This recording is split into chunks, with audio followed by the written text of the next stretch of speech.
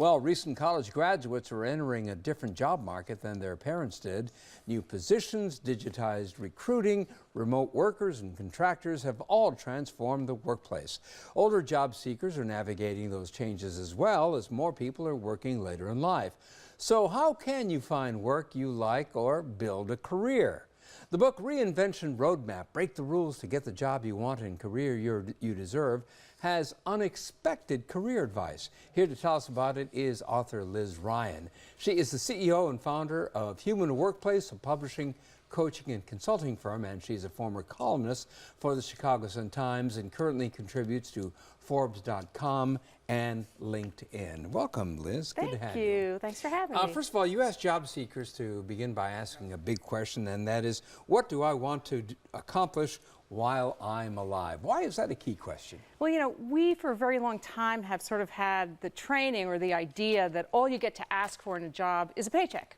And I'm asking the question, why is that it? You know, why couldn't you merge what you love to do and what you're really good at with what you do professionally? And that requires you to stop and ask a bigger question than what's the easiest or first job I could get. And one of the key terms in your title is reinvention.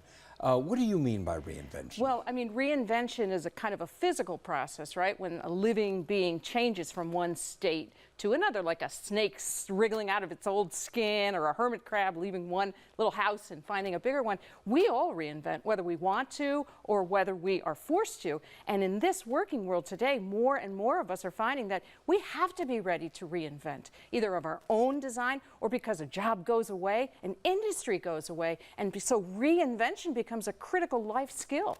And you say there are several stages to reinvention. What are they? Well, you start by noticing that the landscape has shifted and you have to make a change because you don't like your job, because your job or your industry is disappearing out from under you, which is something that's happened to lots of working people, or because there is another shift in the environment or inside of you that says, this doesn't work for me anymore. This is a dead end. As you look at the current job market, how would you describe it? Chaotic, fragmented, diffuse. I mean, it's not the working world our parents knew. My dad worked for the same company for 35 years. That's unheard of today. People are not only going to change jobs more often, but also career paths. And one of the things about career paths is you say that a lot of people are simply, for want of a better term, inept at managing their careers. Why is that? They haven't been trained. It's something that everyone is going to have to do. Every adult is going to have to figure out, how do I make money? How do I try to infuse something more into it so that I can get more satisfaction, gratification out of my job than just that paycheck? But we don't teach it. We don't teach it to little kids. We don't teach it in high school. We don't teach it in college. What would you teach? I would teach people to explore, to reflect, to ask themselves at every stage from little childhood, 5 years old, what do I love to do? What am I good at? What am I curious about? And to bring that out into the working world so that they're tracking with that rather than feeling like, well, I picked accounting or I picked data processing or whatever I picked and now I'm stuck with that career forever.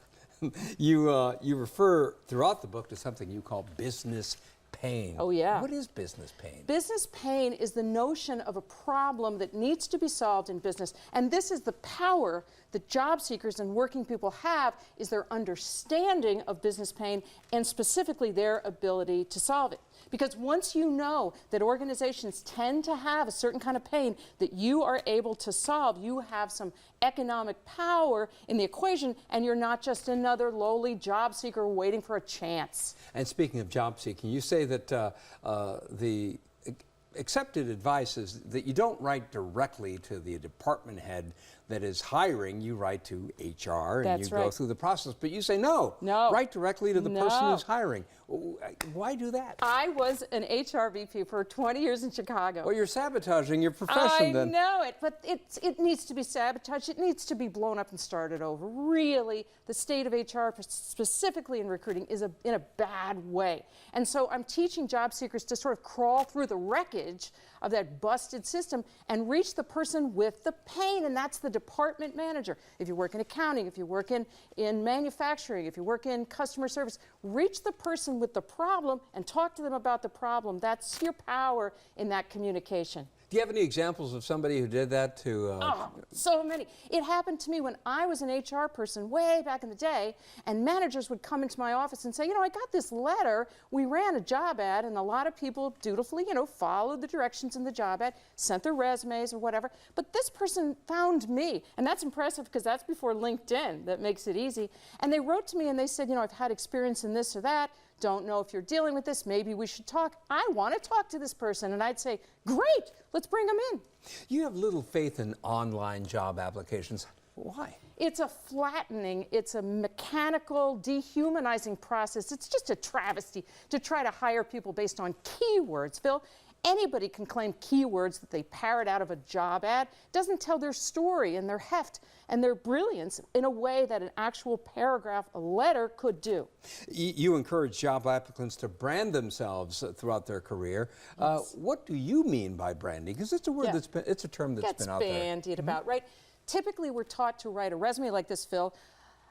Results-oriented professional with a bottom line orientation. Now, what does that mean? That is pure me, I have no idea. jargon. It's crazy. It doesn't mean anything. But if you say, I got interested in public relations when I covered business stories for my college newspaper. And since then, I've gotten my employers covered by USA Today, CNN, and the Chicago Tribune. Now we have a person to encounter, a story and heft, and a point of view, and an origin story about how they got into their field. That's powerful.